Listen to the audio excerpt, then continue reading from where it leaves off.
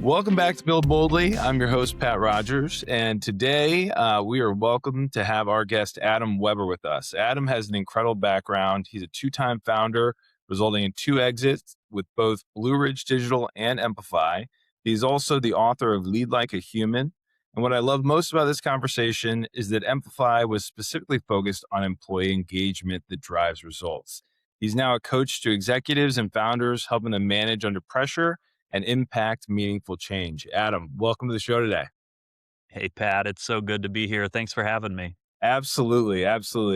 We're really excited to kind of dive in because, so many of our founders start out with, they have a skill and now they're becoming a leader.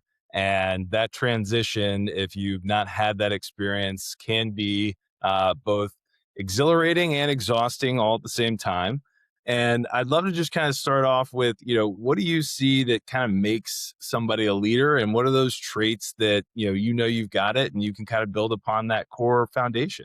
Yeah, I do think one thing that's like under talked about is the learned skill of leadership versus like, oh, what is innate inside of you. And I think part of that comes down to, especially for people starting their own business, and then as it starts to get traction, like when you first start, you do everything. And there's this reorientation of like releasing to others, and then releasing to others that are usually just 80% as good as you. And then releasing to others that are only 80% as good as you, but then you're frustrated because that's all they do. And how could they be worse than you? And so then you jump back in and take it. Like that is kind of like the song and dance of leaders. One like story or example I give to my clients around this, because this is like a perpetual challenge of like becoming a leader, is when we were first starting our business, like I'd vacuum the floors. And it's like, at what time does it still make sense for me to vacuum the floors? Right. And so it's kind of like, then the question then for yourself is like, where am I still vacuuming the floors? And in a variety of ways. And so, for me back, especially we grew our Amplify grew really quickly. And so we had to scale and change all the time. And so I always viewed myself as like every 12 weeks, I need to write a new job description for myself. Anything that I've kind of figured out needs to not be mine anymore. And I need to move on to the next thing. But that it's a challenge. And I know with, we were talking about who like your audience is and your listener, and you got a lot of these kind of small businesses that a lot of them hit this wall. That is the wall that they hit. It's the, how do I release and allow? Oh yeah, And it's a tough thing to solve. absolutely. And it is that balance, because you feel like you need that control, because most of the time you're putting your own resources, whether those be dollars, time, you name it, on the table, and you want to control everything to make sure it goes right, or it's your brand. And then you just start to get into that flex point of like, well, I can't be on every job site, or I can't deliver every client. What do we do next? And how do I love that kind of 12-week stretch. You guys were in hyper growth. How do you kind of think about that for somebody that should be evaluating their own time? Are there certain break points that are like, hey, it's time to relinquish this task? And where do you feel like they can start to see those opportunities to start to give that up? Because there is also that runway component of how much budget do I have, and you're always balancing these things. But what are some of those like key obvious, like it's time to let go of something? Yeah. Well, there's this one concept I talk a lot about for leaders, which is like maintaining altitude, like making sure you give yourself time to really think about the business and like look at the business as like detached from yourself. And in those kind of small bootstrap companies where you're doing everything, the one thing you can do is put some discipline and rigor around giving yourself breaks to look back at the business and kind of like maintain that higher level altitude. And this is what's so hard about having a small business, is that you're constantly like down low altitude, actually being a doer, but you're technically supposed to be the one who's looking out as well. Right. And so I think growing in that regard can really help. Whether that's like once a week for my brother-in-law, who's a CEO, he used to do this thing, which I love. He just would block his calendar for an hour and just call it thinking time. No phone, no, and he just sat there and he's like, "No, I literally just sat there and just thought, like, with no agenda." And so, like, those type of things really go a long way. For sure. Um, and, and then I think inside of that, you'll hopefully start to recognize, like, where am I actually creating more chaos because of my involvement versus like if I could just trust and release, things would go better. Or where am I doing a task that's vacuuming the floors? Like where is a task that has now been deemed repeatable? And if I just document it, I can actually like hand it off to somebody else. Yeah, absolutely. And I love that. And, you know, we talk a lot about the working on the business versus working in the business. And I think that's, you know, that time to work on the business is the only way you achieve that, you know, higher altitude, but also kind of, you know, get to that acceleration moment of being able to outgrow where you've been today to ultimately get to those goals.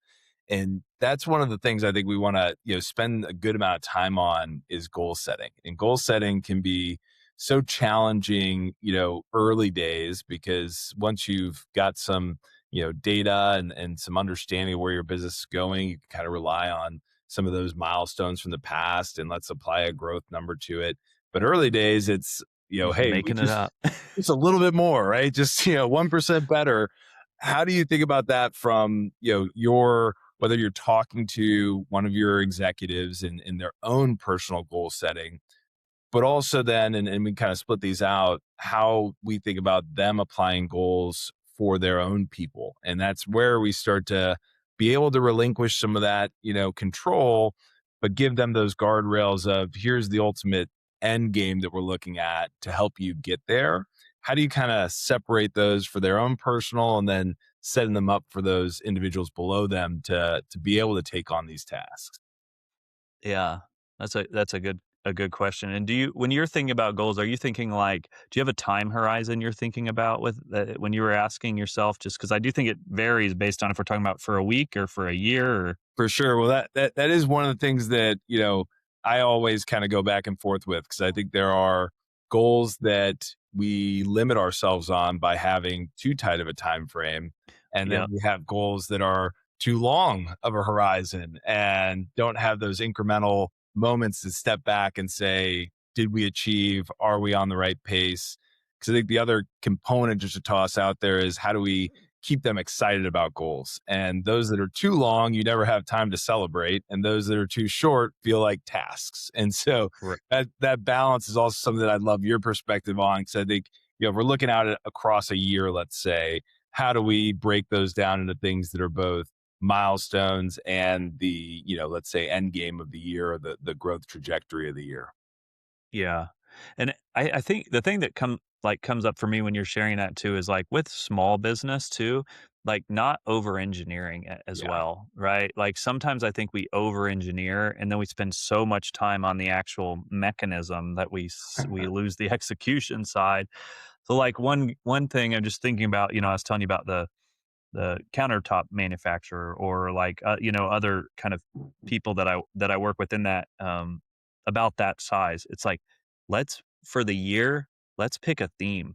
Yeah. Like let's come up with a phrase or a mantra that like guides the whole company through the year. So whether that is like break the bottleneck, or I'm just thinking of some other people, break the bottleneck, which is like, I'm a bottleneck right now and I'm kind of stopping growth. And so we're going to share that out loud with the whole company. Like, hey, this year our goal is to break the bottleneck where I'm not the bottleneck. And then we start to unpack beneath that what like we can tactically do. But man, having like a phrase that everybody gets what it means, Yep. um, shatter 5 million, shatter 3 million, whatever that number is that we keep running up against this thing and we haven't been able to break through.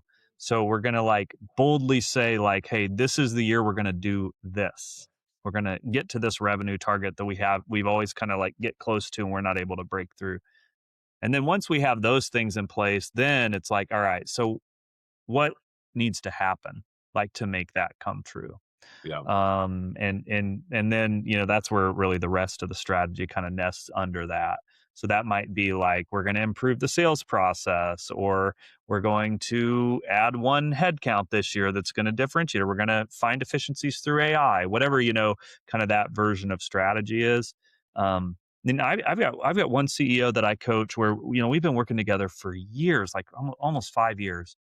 And like originally he came, a lot of people I do like growth work and like work on their business, but also like their own, like give them a place to talk about the business. But with this client, he's like, I need someone to hold me accountable myself, because I'll pick a strategy, then change my mind and pick a strategy. He's like, I want you to help me kind of like build the strategy. We'll meet every 2 weeks and just like talk about it. And then I'll hold my team accountable to it as well. It's like team of 8. So like not like a big team.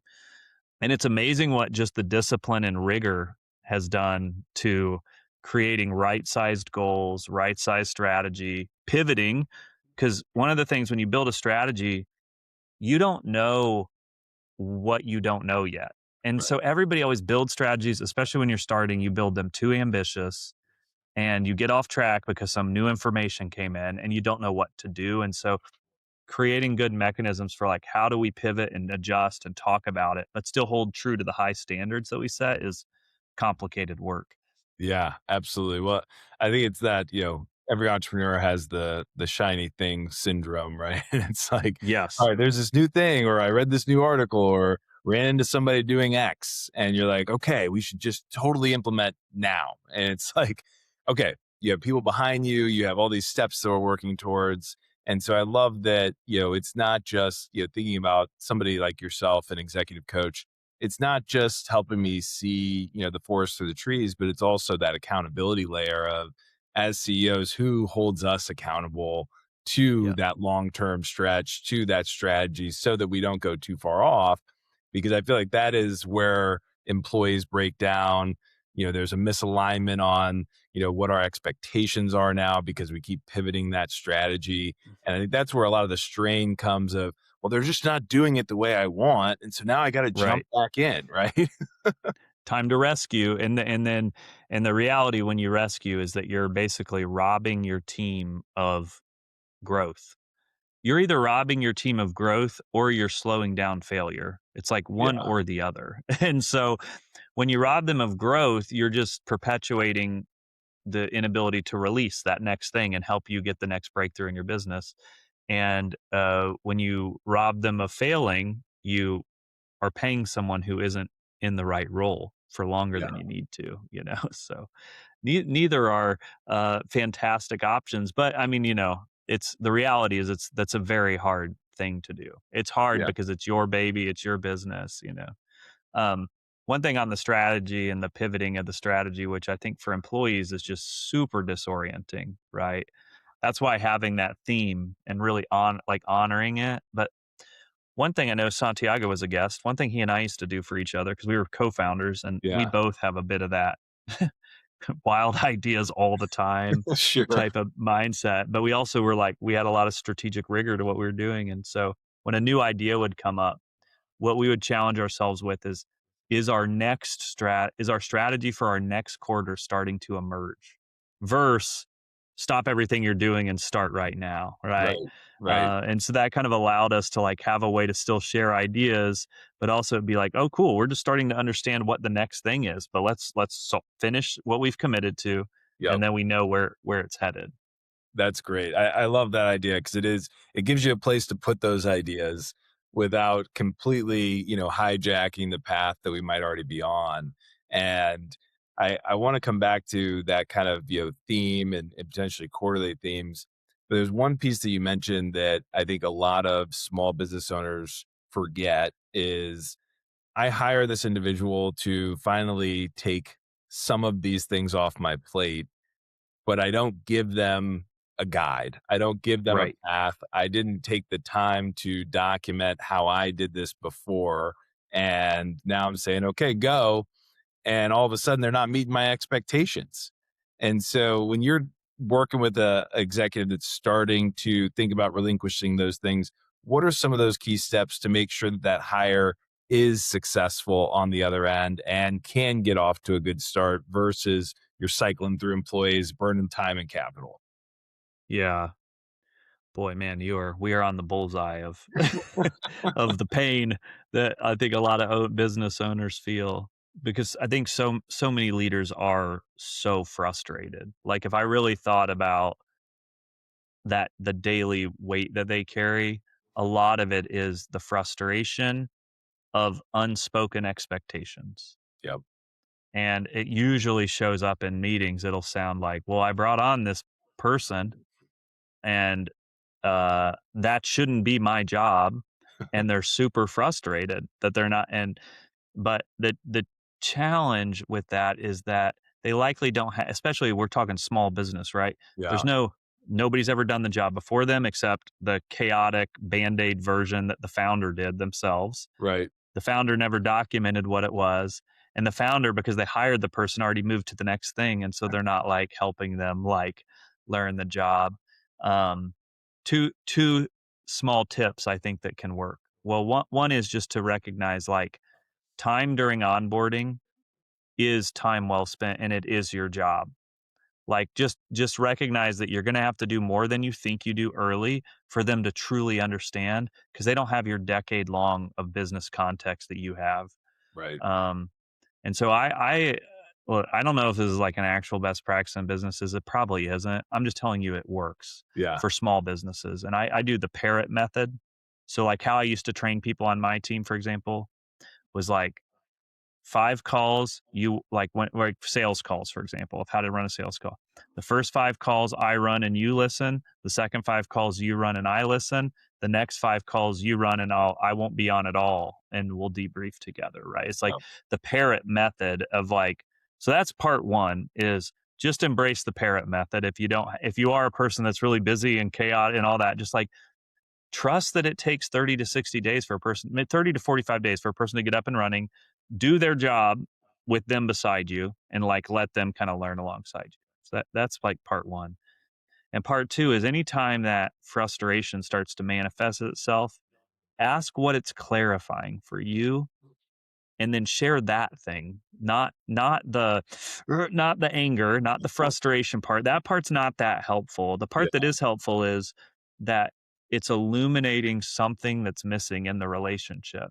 And so if we can get better of like, so how that might work, right, is hold on, I'll just try to think of one. This thing happens literally every day. I know I've got a call right after Yeah. this. It's gonna happen. It'll happen on that next call. It happens every single Right. day in my role.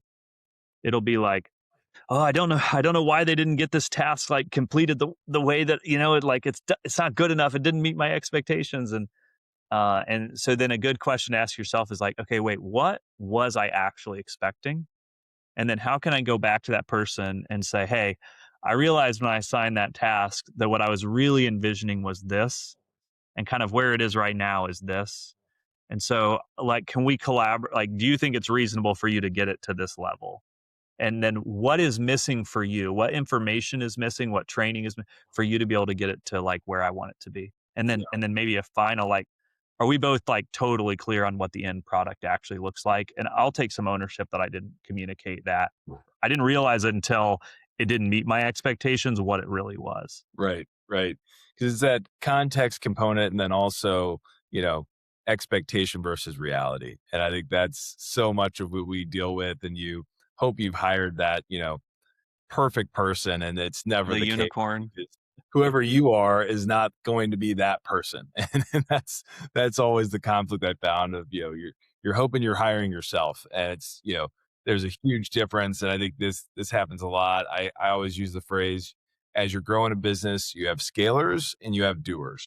And the Mm, scalers are the folks that can actually kind of, run with you and in a lot of cases take on those random tasks here or there. But eventually you get big enough where the scalar doesn't make sense because all I really need is that doer to execute these specific tasks. And I think understanding that when you're hiring as well is a big difference between did I hire somebody that's executing or somebody that's helping me scale. And that's always another one that I think founders get a little frustrated with because they hope they're hiring early days all scalers and it's just not the case, and that's yeah, something that from the hiring to the context to the actual goals really needs to be aligned from day one. I agree. And I think business owners are a lot closer than they realize to getting what they want. and they like get frustrated just like one step too early. Yeah. It's like, okay, I never actually onboarded this person. It was more like I hired, and the other thing is like usually a lot of times you hire people to get rid of your biggest headache, thinking that you're going to like magically solve it from another person who's coming from the outside without all the context and without all the autonomy to do whatever they want like you Right. have. And then you're frustrated when it doesn't work.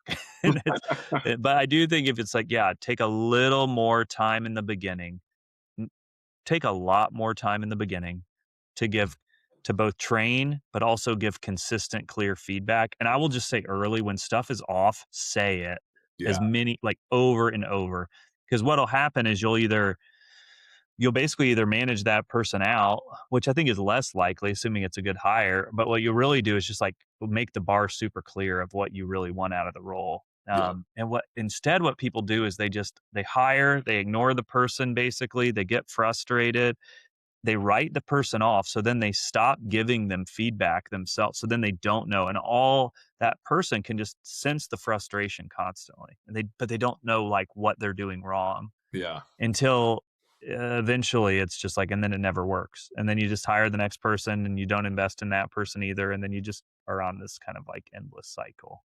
And you waited 6 Someone's listening just like, oh my Okay. gosh. Well, because I think the other one is you waited 6 months to actually get rid of them because you're like, "The stress of going through another hiring round, I don't have the time for that either," right? And so it's Right. a constant cycle just keeps rolling. Ready to grow? Rise has your back. One of our customers put it best. I believe truly by moving into that space, it made me so much more efficient. It made me, again, have a different mindset. Now I need to work harder. So hired more people, created more of a structure and a schedule. My efficiencies went through the roof. My profitability went up. What started as a 600 square foot warehouse became the turning point. More structure, more clarity, and a business that could finally scale. That's what Rise is built for. Business space with flexible leasing, all-inclusive amenities, and secure locations. So you can move your business forward close to home, but not in your garage. If you're not sure what kind of space you need, head to our website and schedule a free 15-minute space planning call. Finally, leasing that works for your business. Visit risecommercialdistrict.com to learn more.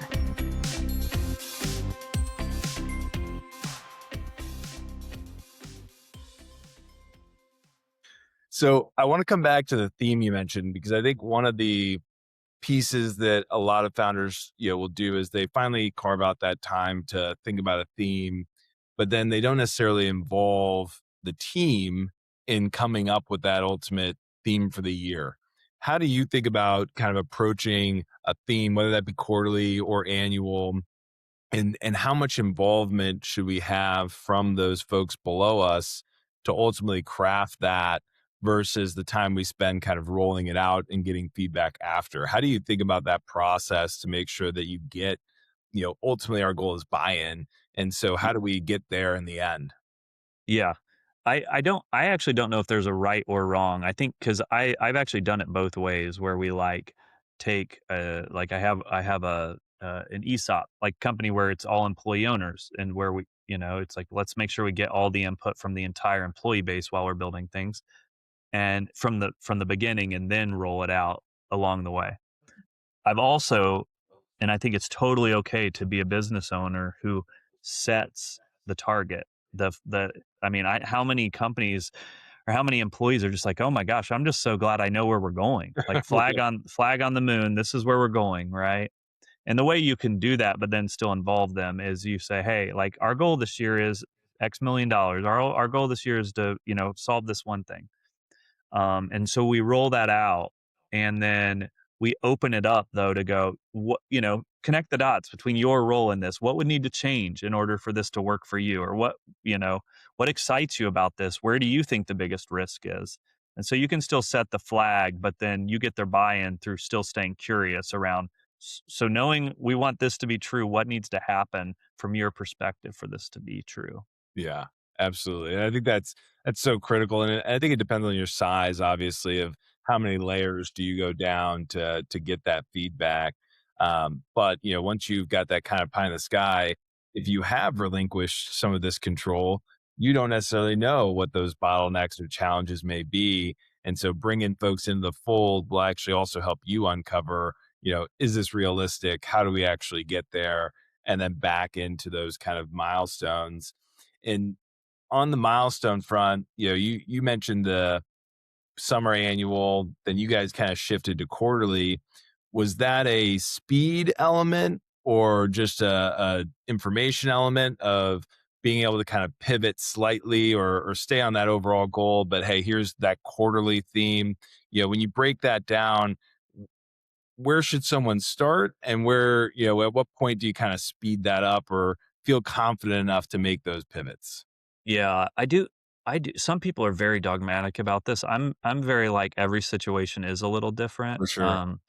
But usually, I mean, the time horizons I think that make the most sense really usually are 12 weeks. Well, let's just say 30-day sprints, 12-week window quarters, or half year. Yep. I think those are usually like the three. And the way that I think of it is like, let's just say you can only do three things. And I do like 90 day is my favorite because I just think Yeah. it's like it's big enough for, quarterly. And I usually follow OKR methodology. Maybe my slight variation is I have the key results be the actual work that's getting done Yep. too. Because too often it's like, at least in venture tech, what happened all the time. And then I try to like not carry this over is you'd be like, we want to reduce customer churn. That was our objective. And then our strategy would sound like, get net retention to 80%, create $1 million of upsells, and this thing. And so we built this beautiful, of course, that's what we want, Right. but nobody answered the question, what is the unique work that has to be done in order for us to accomplish that? Right. And so what I try to do when I build strategies is I try to make the strategy the answer to that question. Yeah. What is the Absolutely. unique work that we're doing that's going to allow us to achieve that? And then let's just make that so it's 100 calls to customers Yep. to, and roll out a roadmap to the entire customer base or, whatever that version is for you. And put dates on it. Like make it attainable, and core metrics are important. So I don't want to like miss that in it. I just don't want to build it all around that. I like to be very tangible. Like, what Yeah. are we actually doing? What are we focused on over all other things? And the central question is like, what must be accomplished in order for us to achieve this? Like, what must we Right. do in order for us to achieve this? Yeah. I love that too, because I totally agree. You have, and for those that don't know, OKRs, objectives and key results. And these are your kind of, call them BHAGs, your big, hairy, audacious Yep. goals, all these things. But often you Rocks. stay so high level. And in a small business, at the end of the day, those key results, there are specific execution items. And I think even more importantly, specific owners. And far too often we're like, all right, this group is owning this theme. Well, okay, which task in that theme am I going to do? And if we don't get to that granularity, then you got people guessing. And anytime you have employees guessing, you're going to have that friction we talked about before of, what am I supposed to be doing? Why am I not achieving this goal? And so when you don't break it down all the way and give them those directives, especially new employees, it's going to have friction no matter what. And you're going to miss, that ultimate target in the end. Yeah, exactly. One of the things that then like once you have kind of the framework in place, you meet once a week, you meet every other week, and you just say like you just share are things on track or off track. So we got our goal is to do 100 customer interviews this quarter and to release a new product. Let's just say product, so it's more relatable to every industry. Yep. We want to release one new SKU or new product, and we want to interview 100 customers. And we got these other strategy too, but we show up to that meeting and we kind of have three options. We're either on track with the 100 interviews, we're either off track, or we've got some update to give, right? And if we're Yep. on track, we don't need to spend time on that. Let's move to the next one. Okay, how are we doing releasing the thing? And then when we're off track, we just want to make sure that we give dedicated time to talk about why are we off track? What are we doing? What other department or what other people inside the company can help solve this? And or do we need to make any adjustments to the current strategy? Hopefully not, but if we do, like, let's just document it though if we do, like Yeah. that sort of thing. Absolutely. Well, I think even And you now can't more. hide in that either. So, Yeah. sorry. Yeah, you can't hide in that environment. I think that's really important though. But people don't mind not hiding when what is expected of them is super clear. Yep. Where people end up hiding is when they're like, I didn't even know what my job, I didn't know what good looked like. And like a Yeah. good strategy crafts what good looks like. Absolutely. Well, I think it just gives everybody confidence that you're rowing in the same direction. And ultimately, if there is friction, there's ownership in it because I know what I was supposed to do and whether I didn't or did get there. And then you can also, I think more so than anything else is as the owner, sit back and ask the question, but let them respond, because Mhm. you're not in that work. And so what is that gap that they're feeling? And you might find that to the point earlier, I didn't actually craft this the right way. That's on me, my bad. And that's where we can really actually move the needle and find that growth because there's always something hiding in the weeds that we didn't see going into the Y- strategy. Yep. So on the buy-in front, I'm curious, like where do you feel like the biggest call it the derail or the where motivation just drops when you don't set up buy-in correctly or get the right information? What can crush that for an employee that founders overlook or don't think about going into some of these goal setting strategies? Okay, well, I might expand it beyond goal setting Yeah, because absolutely. I'm just thinking about what demotivates employees realistically. Like when do you lose their buy-in toward the strategy for sure? But I'd say number one thing that jumps out is when an employee. So earlier you talked about this, but like if you fundamentally believe that employees are the ones that are closest to the customer, closest to problems, that oftentimes they have answers and context that matter to to fix broken processes, the thing see and spot inefficiencies, that sort of thing. The challenge is they don't feel safe enough to share what the thing is without fear of some adverse reaction.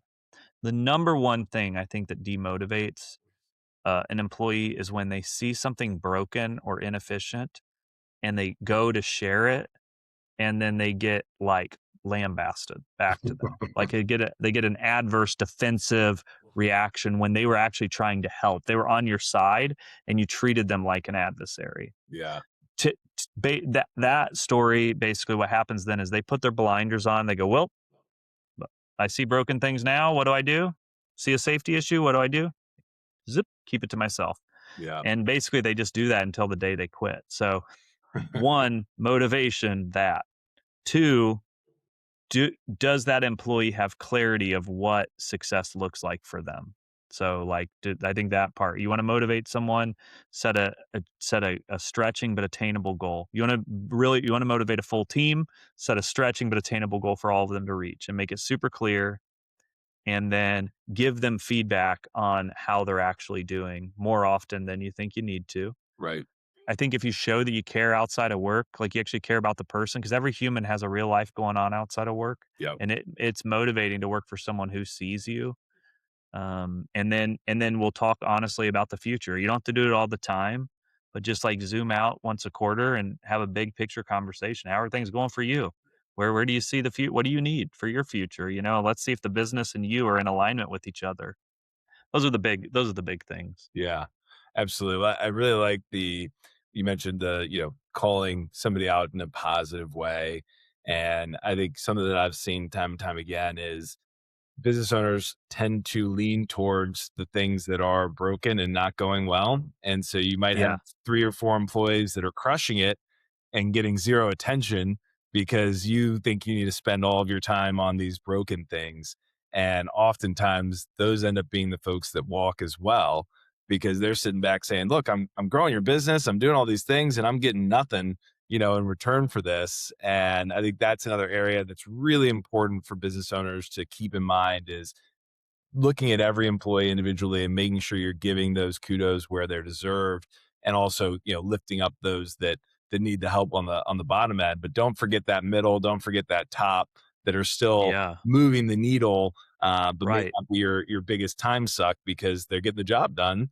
They still need that support and recognition. You're so spot on. I mean, that is, I have in my keynote, I'm like, if you only take one practical tip from this keynote, it's that all all leaders are great at solving or at spotting problems. Like that is, I rarely meet one who isn't really good at seeing what is broken. That is like a well attuned muscle that usually got them to a certain level of success. But the problem then is when that becomes your main skill set is being like a person that only spots what's wrong and broken, and then you just start pointing that out all the time. You basically shape the entire culture around that. Hmm. And so the antidote to that is, and this is so simple, but it works. Like I have, I have shared this with, I mean, there are probably hundreds of execs that do this exact method. It's so simple. On your phone, open the notes app, add the word gratitude, and write down when someone exceeds your expectations at the company. They crushed that meeting, they had a great plan and it really made a difference for the company, whatever it is. And you start to build this totally atrophied muscle of seeing what's good that is happening around you.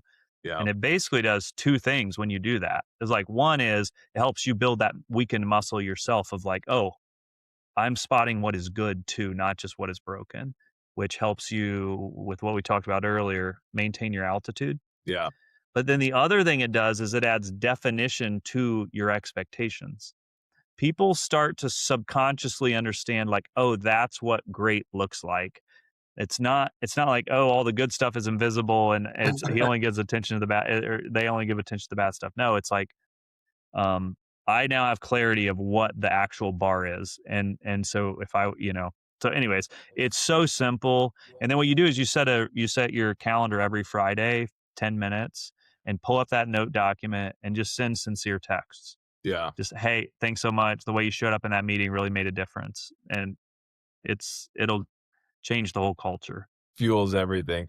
Well, I think it's interesting too because like I'm thinking about in that setting, you are helping them understand what great looks like and those expectations. But oftentimes we don't necessarily know our own expectations, and all of a sudden I'm like, oh, okay, I'm starting to figure this out for myself. Let Yeah, alone the culture of the overall company starting to have that alignment and that growth mindset of okay, here's what great looks like. So that is an interesting, like dual edged, positive outcome of both setting it up for yourself and for these other individuals to understand. So I love that approach. I think that's a great tip. you know, One of the other areas that I want to get into is kind of that decision making under stress for these leaders. And mhm, those are the times that often we go back to a little more stick than carrot and have yeah, to figure that out for ourselves. What kind of advice do you give folks when they are in, say we're onboarding folks, we've got very little time, company's growing, so you're just under the overall time limits are just there. How do you start to pull yourself away and find that opportunity to say, okay, let's take a step back versus giving those knee jerk reactions to right. something negative that happens? Yeah. There's this, like, hard truth in business that, like, someday you're not gonna have problems, and it's, like, such a lie. Yeah, But what that lie does is it's like it has the business owner kinda, like, grin and bear it and get super involved and get their hands in everything for, if I can just get through this thing, the problem will go away, and then it'll be back to the high altitude and looking at the business and working on the business. But the problem with that is that it's actually like the opposite thing is true of like how you actually get to altitude. It's a recognition. Business is problems. Business is just a series of solving problems. And to be a good problem solver, you need to maintain your perspective and maintain your altitude. And when thing you were just talking about is like when your battery's low and your frustration's high, you start showing up in all these ways that actually work against you yep, and they hurt your business. So, how do you solve it? I mean, the simplest version is that if we can all acknowledge it, the current way of going, I'm just going to hunker down and solve it, like that, give through brute force effort. There's this other way, which is like, give your brain a break. Like, step away from the business, whether it's the simplest version of this is just go on a walk without your phone.